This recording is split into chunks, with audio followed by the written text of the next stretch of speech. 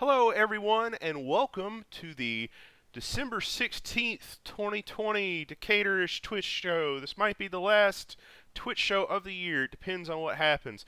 We definitely won't have one next week. We might have one the week of New Year's. Depends on who shows up. Our guests today are Marjorie Hall with DeKalb Strong. Marjorie, how are you? I'm doing pretty good. Thank you for joining us. And Decaturish contributor George Cheedy. George, how are you, sir? I'm fine. All's well. Awesome. Well, I've had a Red Bull, and I'm ready to phone it in. I don't have an excuse.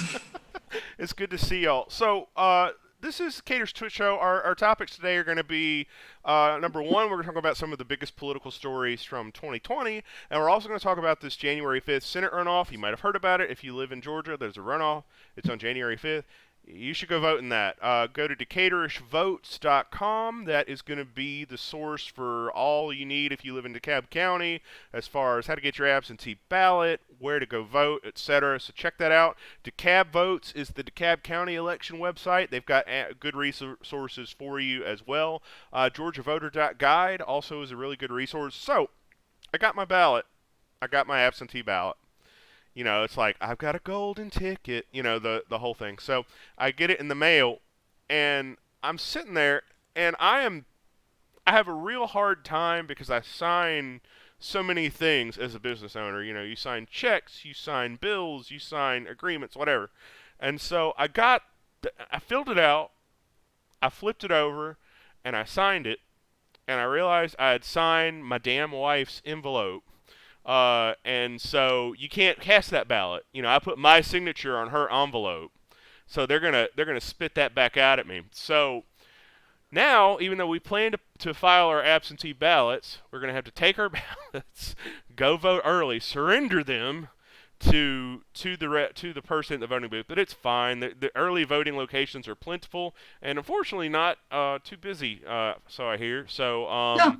if when I get back, probably going to go on Christmas Eve. My wife and I are going to go and do a little Christmas Eve voting in the Senate runoff. But if you get your ballot and your absentee ballot, please read everything on the ballot. Read the back of it. Make sure you're signing your ballot and not your wife's ballot, because that's what I did. So ended up having to spoil both ballots. So there you go. Learn from my mistakes. Not that, I mean, it's fine. I'm going to be happy to vote early, whatever, but damn, I was kicking myself because, you know, my wife, like, she is very much like not wanting to go out in public and not wanting to do, you know, we're kind of homebodies right now. So because of my idiocy, you know, I'm gonna have to drag us both out on Christmas Eve to go vote. So that's my story.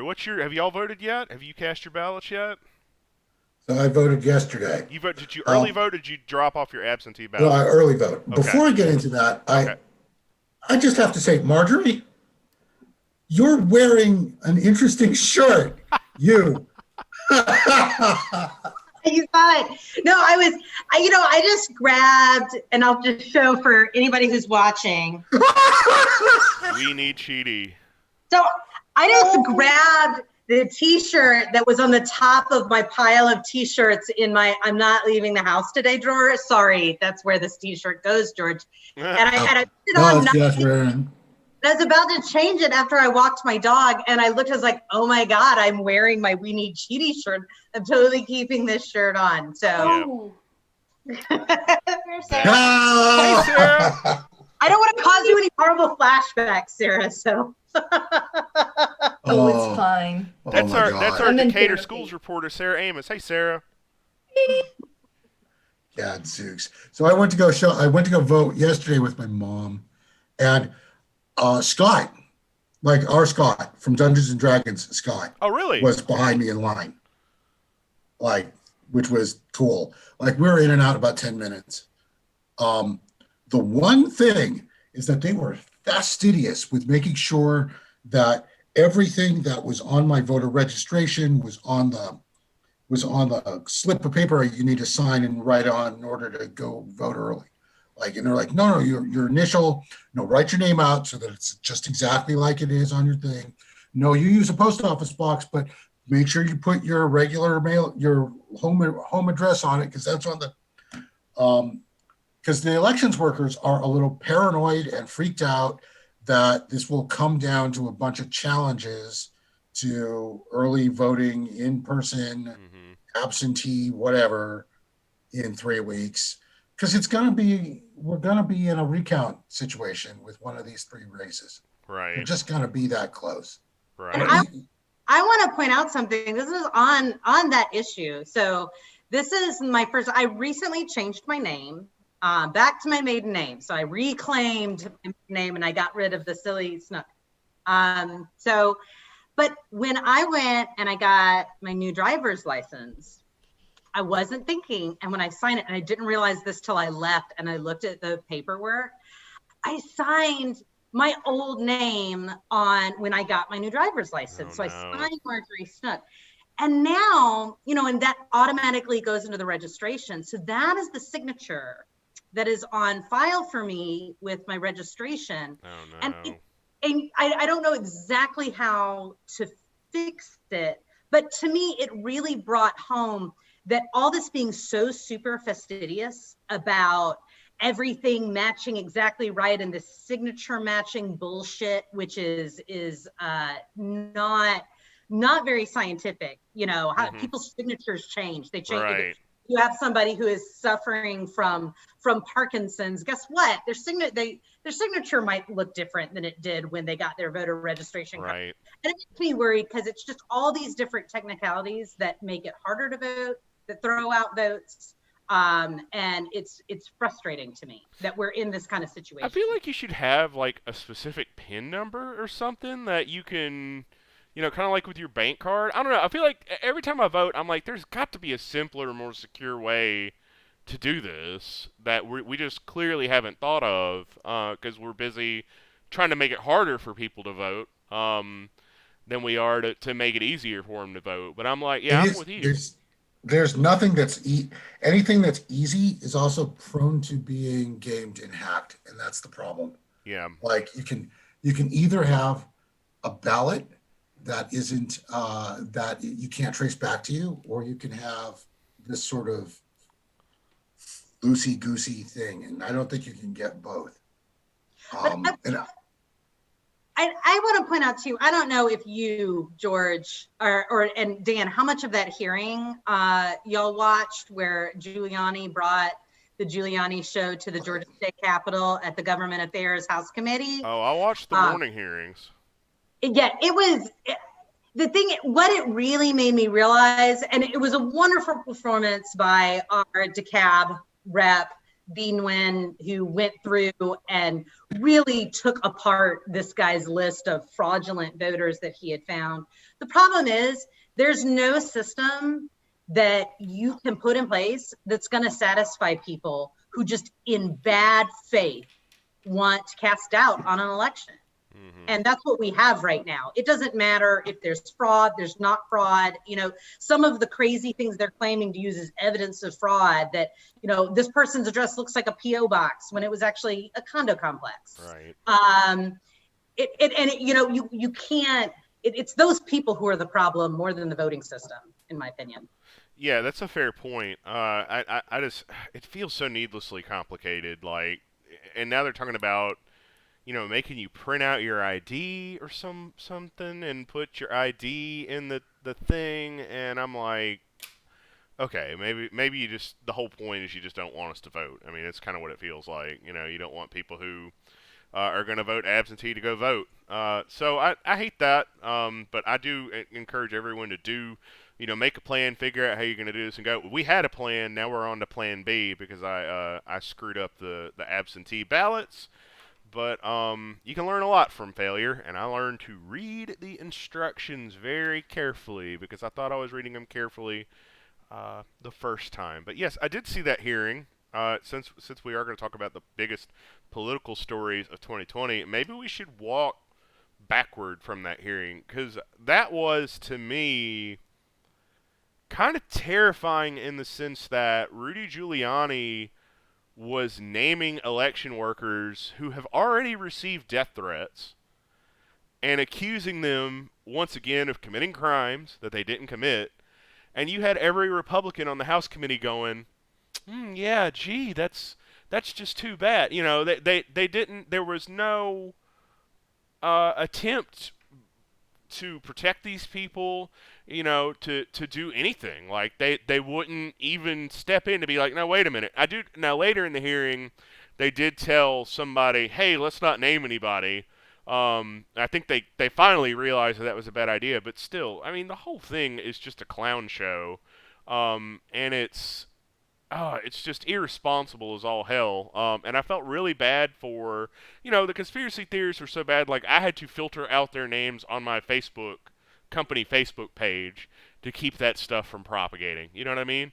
But yeah, I thought B's comments were great. I thought, you know, generally when there was pushback, you know, it was well informed. But the whole hearing itself is just like you just want to have a meeting with the Republicans and go, "Come to Jesus, y'all." Like, I mean, this is damaging and it's sick and it's wrong and it's not what democracy should be about, you know? Nope. Yep. We're all agreed. So the go. Well, okay, so they've had that problem for a while, and it's internal, right? Like they won't push back against. This was before Trump. Like, you know who I'm talking about, right? And the DeKalb Republicans. Like, they would not. That's why Mary Soltis basically resigned from her position in the DeKalb Republicans, because there was no pushback against the crazy inside the Republican Party. So, you know, like, they haven't been doing, like, that's existed as a problem for a while. So why would they start doing it now? Yeah, I mean, they've definitely been, you know, coddling crazy, but then crazy went and took over the Republican Party when Trump got nominated. That was he mainlined all these crazy conspiracy theories, and now that they kind of have to acknowledge it, they kind of like they're definitely afraid to make a clean break with it because I think they realize in the short term, you know, it's a disaster if they do. To say no, you're crazy, we don't need you, even though it's the right thing to do. The thing that kills me is how much the sort of whatever passes for the establishment of the Republican Party is playing along, at least to appease them.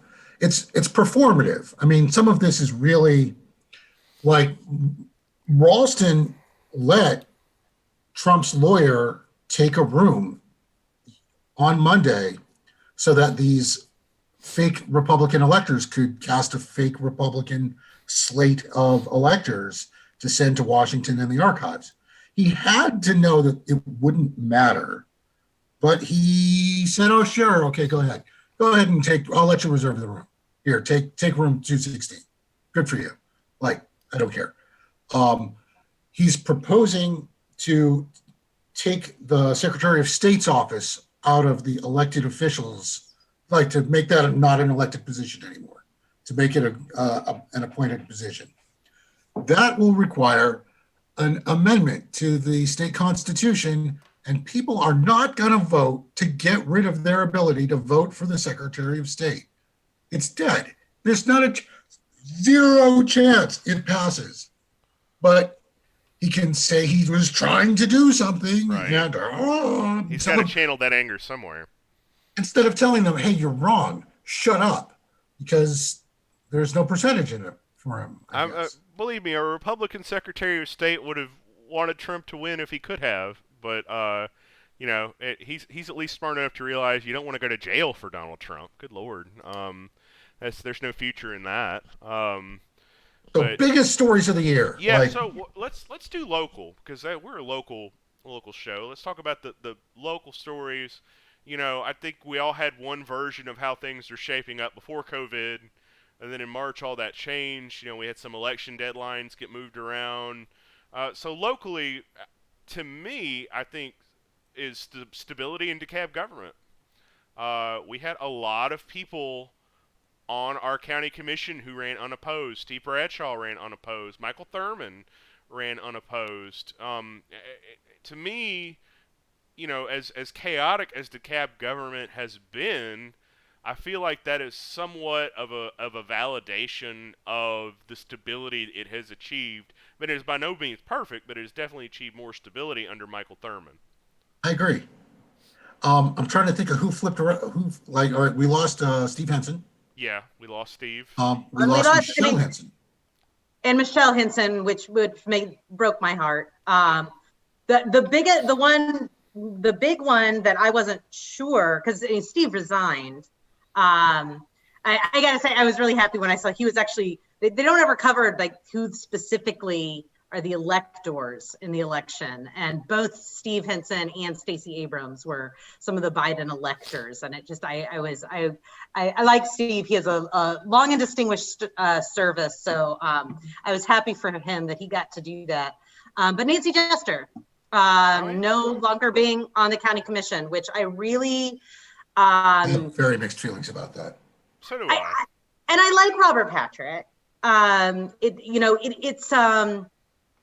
It's interesting that now we really do. DeKalb has always been a really startlingly blue county, but we did have a little bit of, we had a conservative area up in the north, and it's really receded. And now I don't know if that's going to be permanent.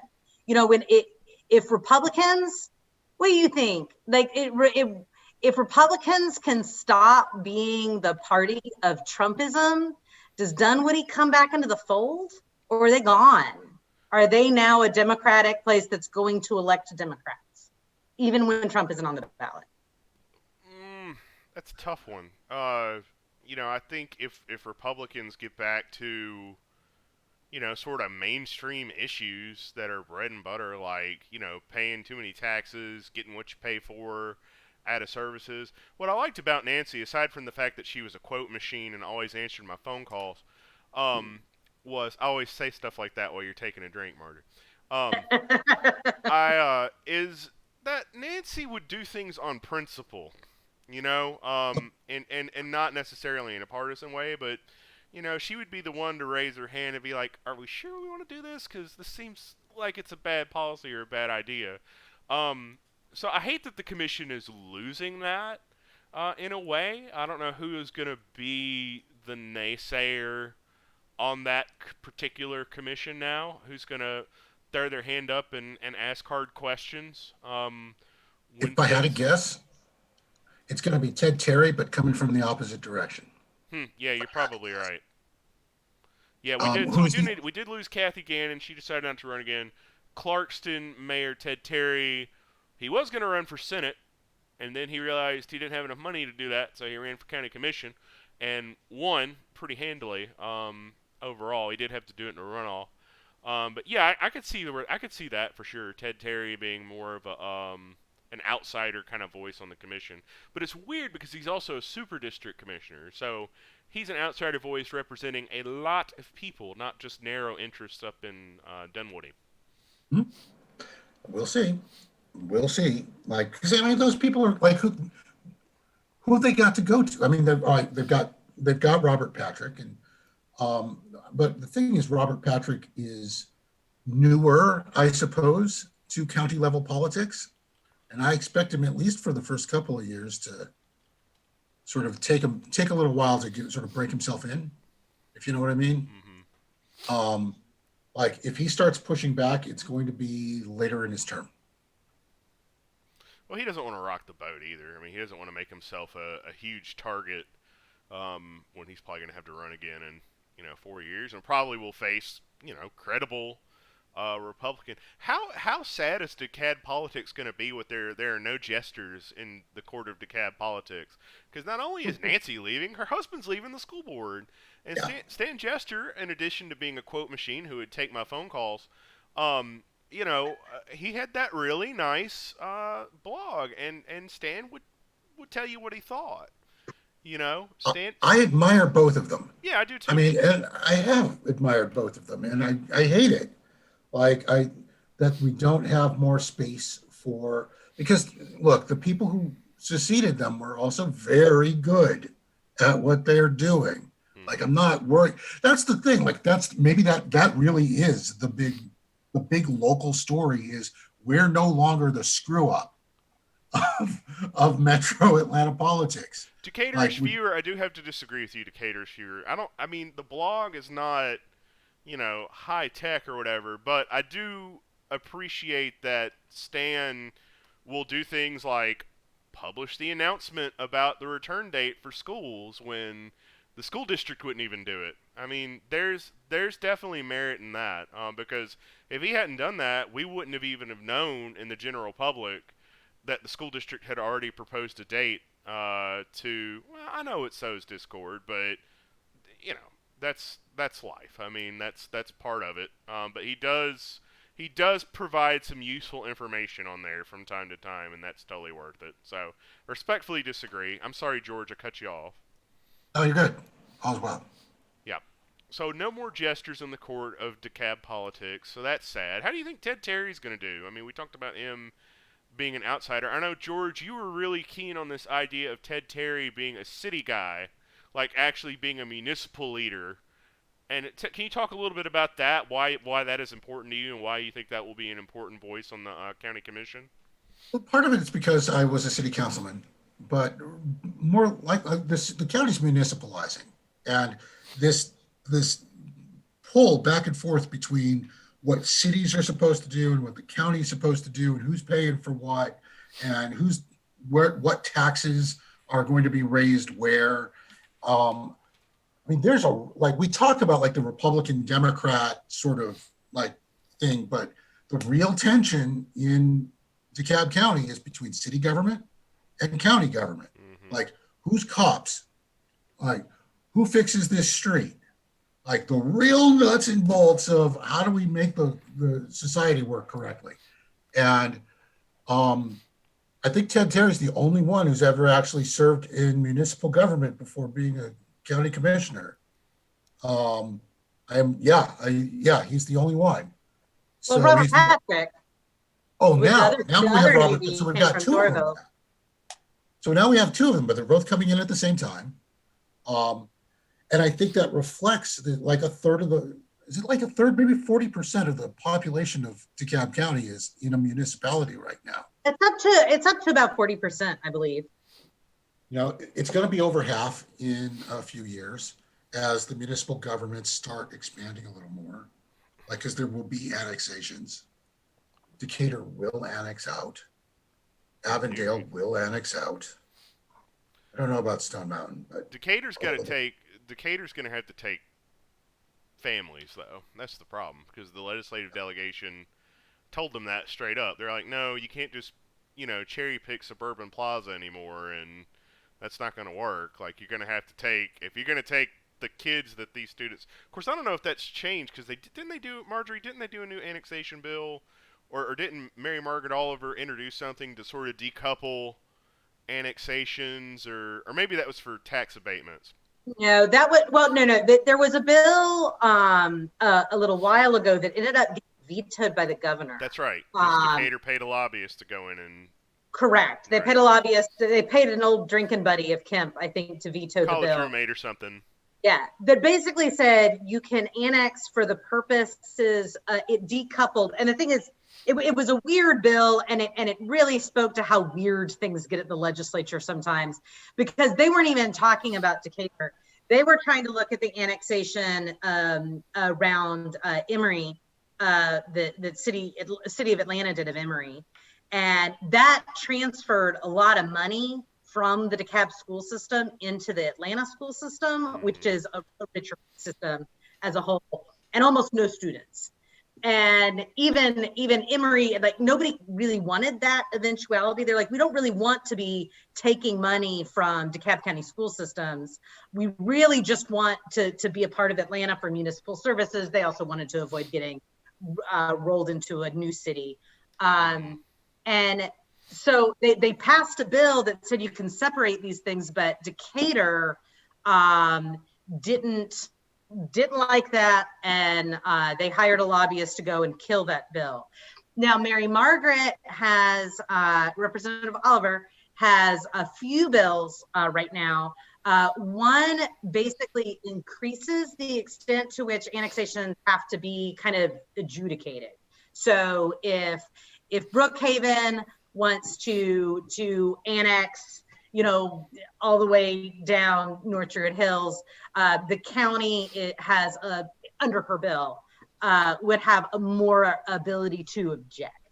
And then there's also some trying to get more people seats at the table when it comes to tax abatements. So if the city says, hey, build this new high-rise complex, we won't make you pay taxes on it, which takes taxes away from schools, it gives the school board a chance to be like, wait a minute, you're going to move a bunch of families in and not move any more tax dollars in, and that's not sustainable. So that's what Mary Margaret's bills do. Who knows? I have no idea how they're going to be received at the legislature, though.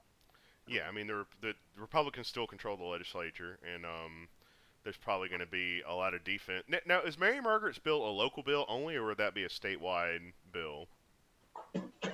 Shoot, I'm not sure. I believe it is a state bill. I don't think it's local legislation. I think it's state, because it would amend the procedure for all annexations everywhere in the state of Georgia. And one thing that is interesting is it's on the issue of all of these local issues that get hashed out at the legislature. There's been some changes to that committee. It's the House Government Affairs Committee, which is where all the cities originated, has a new chair who isn't as interested in some of the divisive crap that, frankly, the committee would entertained up till now, and is a lot more interested in making good policy, from my read on it. And that might change the way some of these issues, I think, going forward, all of the issues with annexations and new cities, I think, might require a little bit more consensus and a little bit less power brokers trying to shove things down other people's throats. So I don't know why this reminded me, but it did remind me. One big story we need to talk about is the implosion and Phoenix-like resurrection of Vernon Jones as a politician and as a Republican avatar, but who's still a Democrat, kinda, and who shows up at these rallies. So people are always like, Decatur, when people are like, Decatur is just clickbait. I'm like, no.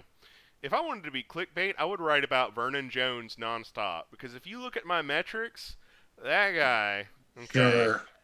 that Here, let guy. me break some news for you. Okay, well, you guys to break some news. Hold on. We need an alert. Ready? Yeah, I'm ready. I talked to CJ Pearson, who is essentially Vernon Jones's social media manager. Pearson is he's a young kid. He's the lead plaintiff on Sidney Powell's lawsuit. We're friends, believe it or not. I think he's goofy now, but we're friends.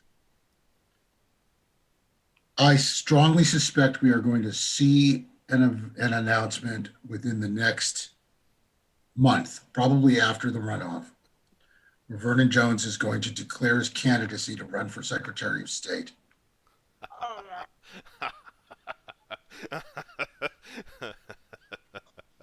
And the only thing I don't know is it my birthday? My birthday's December 31st. is whether or not he runs as a Democrat or a Republican. Oh my. Oh, that's delightful. Run as a Democrat anymore, George, at this point? I can't drink. They won't let me drink. I'm not allowed to I drink. don't know. If he's running on the state level, who does he have to qualify through? Well, plainly he has to qualify through the Secretary of State's office. But It's just a shame that being wouldn't let no, him it's not. It's a qualify. statewide thing. He doesn't like it. He doesn't have to go through the local party. It's a shame that being the Secretary of State doesn't require you to wear a special sort of hat, because when Vernon Jones ran for sheriff, that was like my favorite part of him, like running around DeKalb County with the cowboy hat on.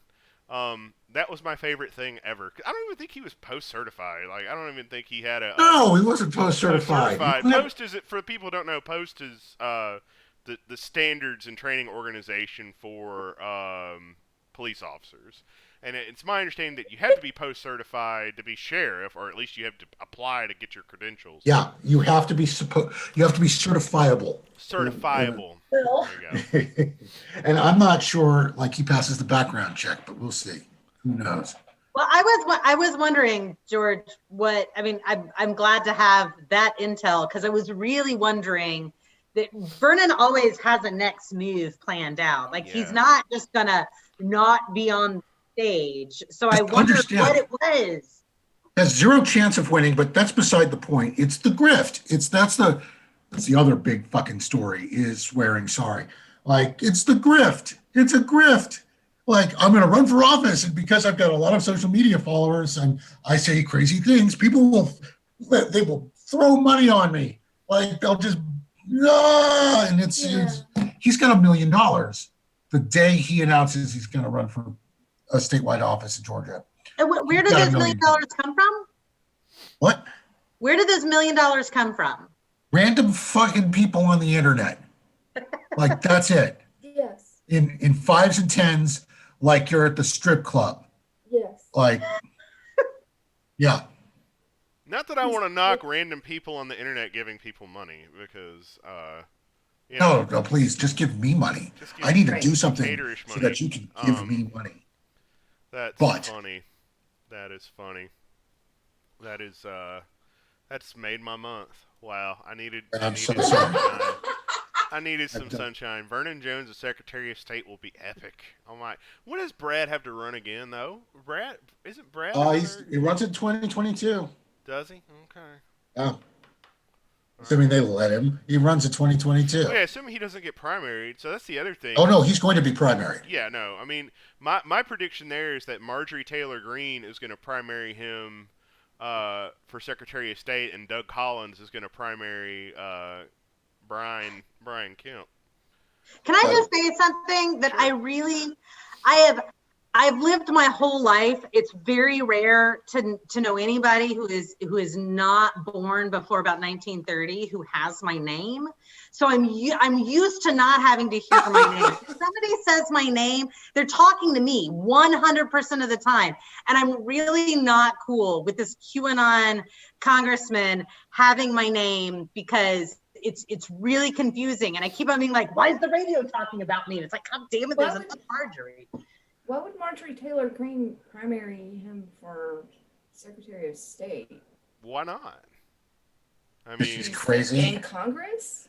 I mean, she's got a congressional Got seat, a but congressional seat. she's probably going to get primaried herself. Oh, sure. yeah. Like, by the way, my ex-wife is named Marjorie. Really? Yeah. Okay. She Yeah. wasn't born before 1930, though. No, she was not. But yes, and she's a lovely human being, and I wish her well. But yes, although she went by Margie. Only reason I say Secretary of State is just because it's higher profile. She can break more things. Yeah. You know, She's gonna. She nothing happens for her in Congress. That's right. She's not gonna get be do a anything.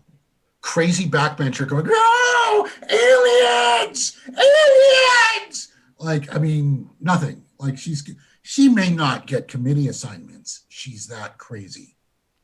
No, I mean, I definitely don't see her taking on any leadership roles, but I mean, she just, to me, she seems to really enjoy breaking stuff. Like, that seems to be her animating spirit for running. She seems to really just enjoy stirring stuff up and causing chaos, and you could do a whole lot of that if you're a Secretary of State who's willing to break the law for people.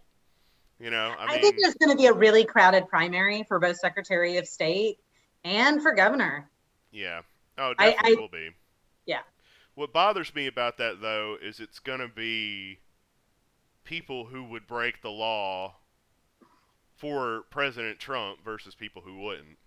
And I'm afraid that what's going to happen is the people who would break the law for the guy are going to be the ones that get important positions like Secretary of State and governor. Or a really nutty person knocks out Brian Kemp and Stacey Abrams wins. Yeah, I wish I had faith that the voters would see the difference there, but I'm skeptical, highly skeptical. If that, especially if they make it harder to vote by mail-in voting, restrict early voting. That's the two things they're going to come after is early voting and mail-in balloting, without a doubt. And the Democrats will be fighting that mess all year. When does the session start, by the way? Does anybody know? Mid to late January, but I don't have the exact date. I need to put that on my calendar. Well, the only reason mail-in voting was working in the Democrats' favor is because of COVID. So I have this like little happy scenario in my head that the Republicans go after mail-in voting just in time for it to revert to being the thing that their voters do. I actually think you might be right, Sarah. I mean, it's really interesting, right? Because they set up this whole system where they made absentee balloting easier because they thought that's what elderly Republican-leaning voters did. And now the rules changed, but this rule change is really temporary, except maybe not. I know that there's some things that organizers really like about absentee balloting because they can't, it makes it easier for them to tell when people have voted. Isn't that right? Like I can look right now and see exactly who's voted. Like they can pull a list every day if they want and see who voted. And then they stop calling those people.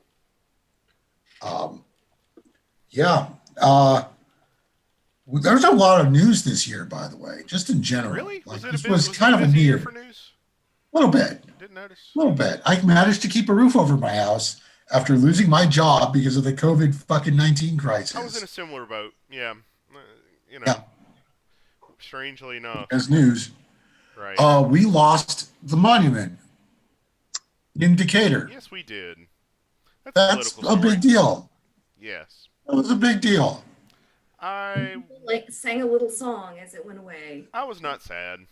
I do if there was one complaint I had about it is that I did hope that it would be put in a museum like Indiana Jones, like it belongs in a museum, that's really my only complaint, and it's not even really that much of a complaint. I feel like that there should be some way to use it to teach people about, because those things still exist, like they're still all over the country.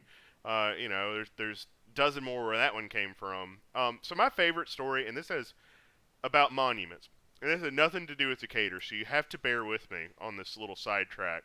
So a lot of southern towns put in these generic, Johnny Reb statues during segregation, and one of those was Demopolis, Alabama. So in Demopolis, Alabama, it's a lovely town in the Black Belt of Alabama, founded by expatriates from Napoleon Bonaparte's crew.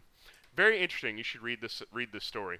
So a police officer fell asleep, they said, and knocked this statue off the pedestal. Now, the rumor, I have a lot of friends in Demopolis, the rumor is that the police officer is playing Pokemon Go on his cell phone in his car and accidentally hit the statue and knocked it over. So this statue, Demopolis is cool because it's one of the few truly integrated towns in Alabama where, like, black and white people, there's not a whole lot of casting going on. They both, the school's really integrated, the government's really integrated. There's not a whole lot of strife around race and racism. So the statue falls over, and Demopolis is not some redneck town where they're going to be like, well, just going to prop that back up.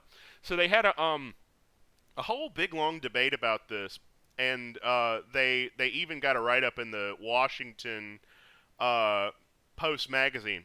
And what they decided, which I thought this was really clever, is they replaced it with just an obelisk, and it said "to all of the fallen." But it's got a double meaning, of course, that the people who were for the monument didn't quite pick up on. It's like the fallen. Well, the Confederacy fell. So it was kind of like a sly way of saying, take your L. So I thought I just love that story. I don't know. I like to tell that story, and I always go to Demopolis around Christmas. And I didn't get to go to Demopolis for Christmas on the River this year. If you are ever fortunate enough to go to a Christmas event in a small town, you should go to Christmas on the River in Demopolis. That place is very, very dear and special and magical, and I hope you get to go. But I am glad that that monument in Decatur is gone. I'm pretty pumped that they're going to put a statue of John Lewis there. Apparently. That would be interesting. Of all the places, too. Well, that was his Okay, I'll district. buy that. I guess so. Yeah, I That was don't his think of. district? I always think of it as the middle of Atlanta, but yeah, that's his district. Mm-hmm. Yeah, he was Um, when I lived in the city of Decatur proper. He was on my ballot. Yeah. By the way, CEO Michael Thurman, he said, "Hey George, if you want to help with this history thing that we're doing to write the history for the thing because we're putting it up there, please come. Like, yeah, I'll put you on the thing." I pinged him like 3 or 4 times, and I've heard nothing from this yet. Like, I want to be one of the guys writing the history of DeKalb County. I want to be that guy. I would I'm read that book. nerdy. I would read that book. Yeah, they're gonna put a statue of John Lewis, which is dope. I'm glad they're gonna do that. Couldn't think of a better thing to put in the square, honestly. You could stand and take selfies around it. It'd be great. So that was a story. The monument came down. That was a political story. What was another big political story? We talked about Vernon. We talked about. Let's talk about Michelle Henson and Zulma Lopez a little more. Yeah, man. Yeah. Michelle was in the legislature for a long, long time. Right? Like at least since the 90s? 30 years. 30 years. Michelle had been and I'm not as up on that. We actually did a debate, but I'm not as actually up on it. What did Michelle Henson do wrong? Or did her district just change that much? Her district just changed that much, and she's white in a district that's not that white anymore. And Zuma, the other thing is though, like Zuma Lopez could get into people's neighborhoods and knock on doors and be visible and physical in a period of COVID that Michelle Henson had no business trying to do, never mind doing it. And she got taken to a runoff, and that was the death knell. It was the runoff. She, because there were 5 people running against her, and 3 of them were black, and enough black voters voted for one of the other candidates because they recognized the face to take it to a runoff. Literally, that's what happened. Like, Zuma Lopez was in second place in that runoff. And people stayed home. They didn't bother to vote, except she couldn't get the turnout she needed. There was nothing she did mechanically wrong, except maybe she needed to get more material. I know how to run a fucking election. Like, if I knew that, I would have been elected. So it's just sort of bear that in mind. I hear we need Chidi, though. Yeah. He can still surprise you.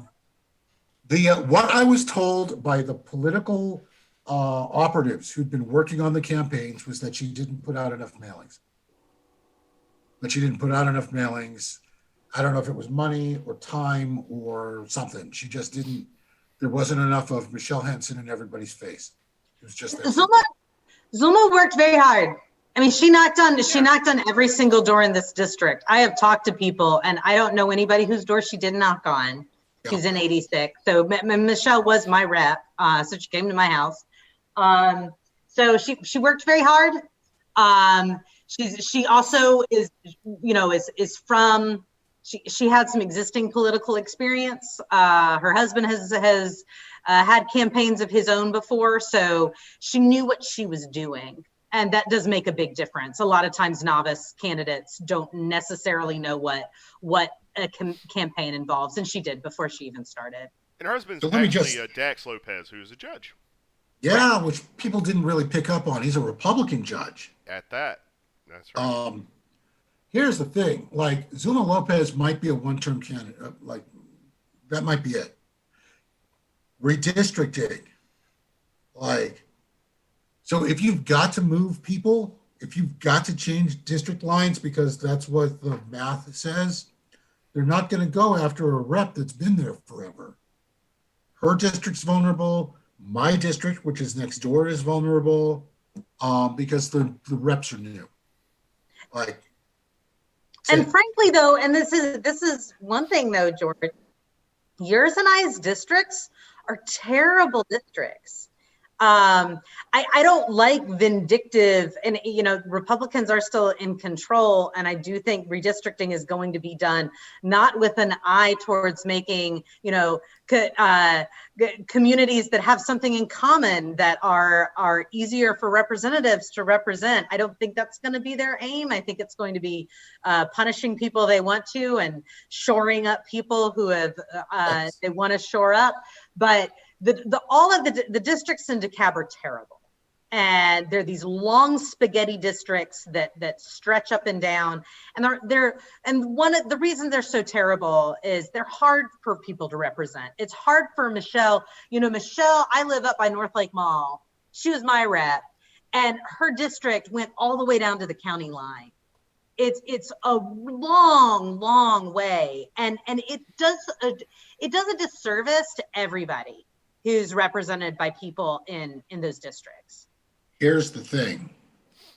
Those districts passed federal, like civil rights, like the Voting Rights Act guys in Washington at the FBI or the Justice Department passed their review on the first try under the Obama administration, in part because Black legislators did not object to them because they were protected.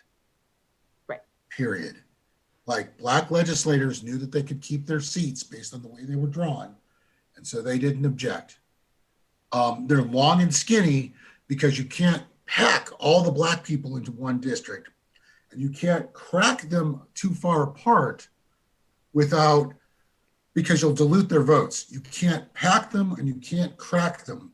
And so because there are a whole lot more white people than Black people who live in the northern part of the county, you get long, skinny, stupid, like 30, so that you've got 30% of white voters and 70% of Black voters, because that's what the Justice Department demands. And here we are. Like, honestly, I don't know. Like, somebody is smart enough to know how to draw these things in a way that aren't this stupid. But I haven't actually seen a map that can do it. So we might still be staring at this idiocy in 2 years.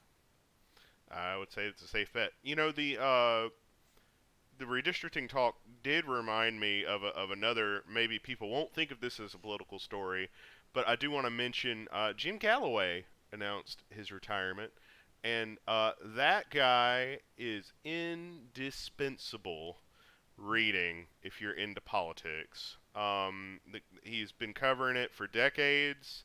He knows all the backstory. He wrote just a wonderful column about Doug Collins saying that Warnoff was speaking from the pit of hell, and of course he was talking about Martin Luther King's church, and it was just a wonderful discussion about how there's always been sort of a bipartisanship surrounding Martin Luther King's church, and I just read that, and this is not long after he announced his retirement, and I was like, this state is really gonna lose an important voice because of not only because he writes well and he's very observant, but also just because he's been around for a lot longer than any of us sitting here have been, and knows a lot. So I just want to put that out there. Really regret that. I mean, obviously, wish him well on his retirement, well earned and all that. But that group over there at the AJC is going to have some big shoes to fill to replace Mr. Jim Galloway. I hope we can get him on the show when he's done fishing or whatever he's going to do. He had a terrible arm injury earlier this year, and I think that might have been the thing that pushed it over the edge for him. Oh, did he? I didn't realize that. He was out for a couple of weeks in the middle of this, and I think he hurt himself in his workshop. Oh, no. Things. Well, I hate to hear that. Well, he's fine now. Definitely wish him well, and I definitely think the state's going to lose. So we got about 10 minutes. I want to talk about the January 5th runoffs.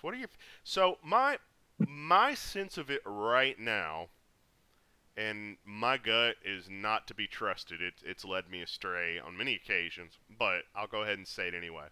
My sense of it right now is the wind is sort of at Warnock's and Ossoff's backs because of Biden's win, unexpected win, and it's built up a lot of enthusiasm just around that, and that the Republicans are in such disarray and having to contort themselves so much to reconcile. We need you to vote with, but the election you just voted in was rigged.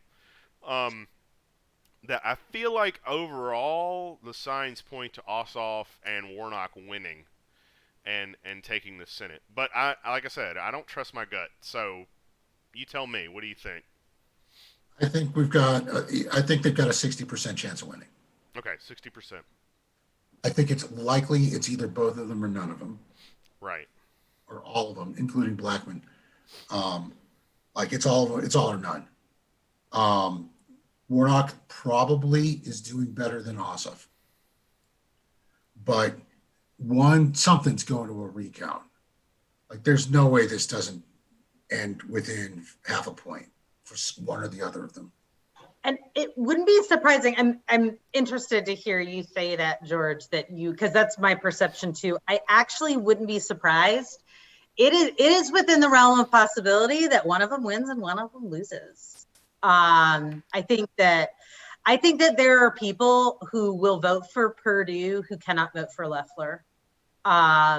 Those are they're not going to vote for. They're not going to necessarily vote for Warnock, but they're going to leave that race blank. And I think that there's going to be less voters in Warnock Loeffler than there is going to be in Ossoff Purdue, because she is not liked. It is difficult for other people. Loeffler is just so not a Georgian. And I know my rural Georgia family relatives, like, this is not the kind of person that they really want to get behind. And I think it's going to make a tiny difference, but I think it's going to be so 50-50 that it's within the realm of possibility that one of them wins and one of them loses. Well, it doesn't help her case that Doug Collins went totally scorched earth, on her. She's already banged up from the primary itself, because that was so ruthless with Doug Collins. And so now they didn't spend any time attacking Warnock, and now they've got a month to, say he's buddies with Fidel Castro or whatever. She's just not, I don't think she's a very skilled politician. Purdue, what? Yeah, she's not good at this. She's not good at talking to people. It was comical. The debate was comical. Like the way everybody I'm really wants surprised to. She agreed to it, to be honest with you. Yeah, I mean, everybody repeats talking points, and you want to make sure you have your message and you get it out. But it was just executed so poorly. This is not somebody who has a sense of how to talk to other humans. Well, she hasn't had to do that very much, like, frankly. And her business career has been, she's of a type that I was warned about when I was taking an MBA. Type A personality, risk averse, achievement oriented, fastidious, polite, precise, and terrified of failure. And as a type, the psychology of that is to blame other people and to shift responsibility to the degree that you can, to take credit for anything you can take credit for, and make sure that somebody else gets blamed for whatever goes on, and to only accept challenges when you are certain you can win them. That's why she didn't run, but an appointment where she doesn't have to fight for it, sure, why not? Like, this may be would be a walk, I think, when she accepted the appointment. I have a Senate seat now in Georgia. I don't think that she really conceived that she would get primaried so strongly. Yeah, I don't think she did either, because she had, like, that appointment was we think, oh, well, Kemp made an appointment for Loeffler, and that's not how it works. It's the wing of Kemp's party. Kemp doesn't make that appointment without having like a majority of the party behind him before he pulls the trigger. Like, because Kemp is where he is because he has a team. Like, this is party politics. The Kemp was from the Johnny Isaacson wing of the Georgia Republican Party. And they were, I hesitate to say centrist because they're not. They're conservative, but they're practical. They're mainstream, mainline Republicans. They are, can we rename this road and or post office? Can we get this appropriation?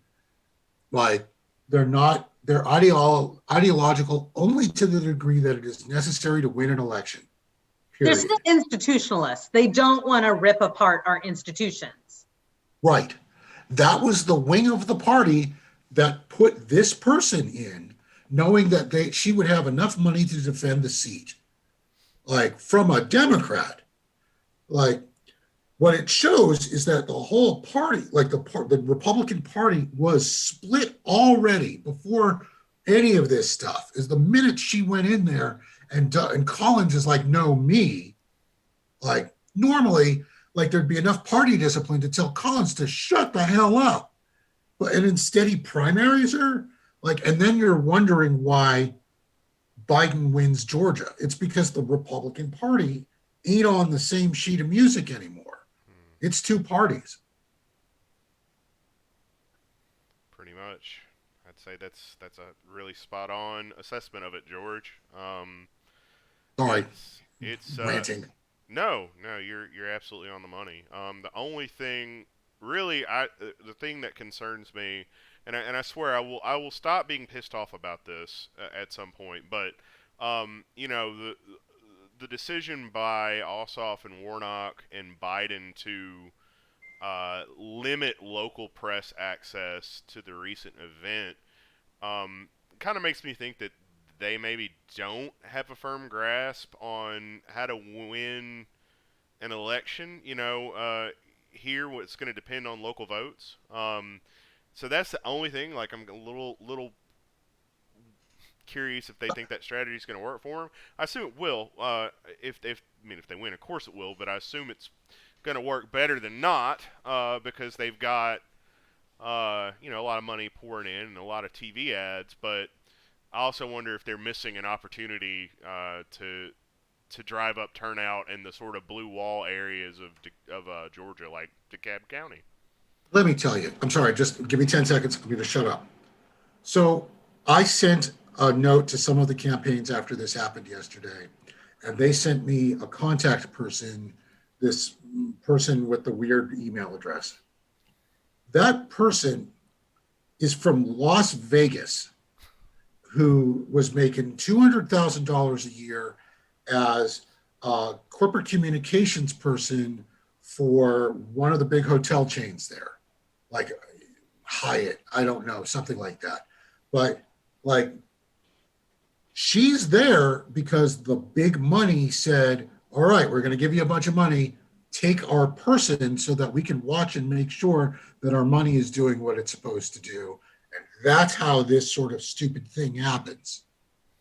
And that's the problem, and that's what I'm worried about. Yeah. Is like, if anything even smells like California or New York money is calling the shots in Georgia, they're toast. Yeah, it's definitely that. I mean, I think it's also notable too that, a lot of people are saying, well, Biden was just smarter than we gave him credit for because he ran this low-key campaign. And I'm like, I don't know how smart you really have to be to let Trump implode. That sort of, to me, laying low is sort of the obvious strategy. I mean, he can't campaign. The man's 80. He can't go anywhere, do the normal things. So, I mean, it seems sort of obvious in retrospect, but I also don't know that strategy would have worked in any other scenario except the one that we just experienced. You know what I mean? Yeah. I think but it worked. It did work. I mean, I'm not denying that it worked. It clearly did. I just don't know if that's something replicatable outside Yeah, of don't do it again. I mean, but yeah, outside it of worked. Don't this. do it again. Yeah, that's kind of how I felt after I had a kid. It's like that worked. Let's not do this again. All right. Well, thank you both for joining us. You were two of my favorite people in the whole wide world, and I appreciate you taking time out of your busy lives to join us on this show, possibly the last show of 2020. We may have one the week of New Year's Eve. I'm not sure yet. Depends on who we can get on the schedule.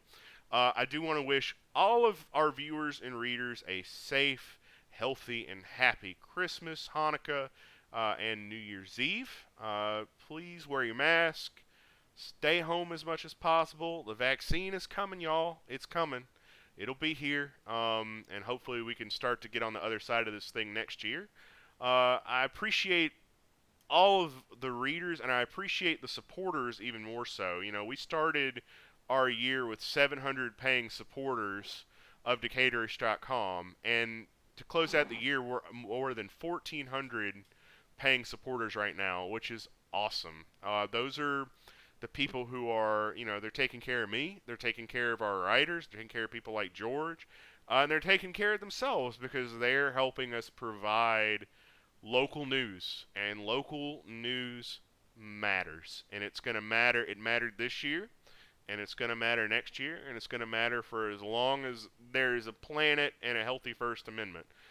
So we thank you all for that. It meant a lot to me that you stepped up and supported us in a tough year, and we're going to make sure that we keep, you know, rocking it out and giving you all the best local coverage possible. So with that, I'll bid you all a good evening. Possibly see y'all in 2021. So have a good one, and take care and enjoy your evening, everybody. Bye bye.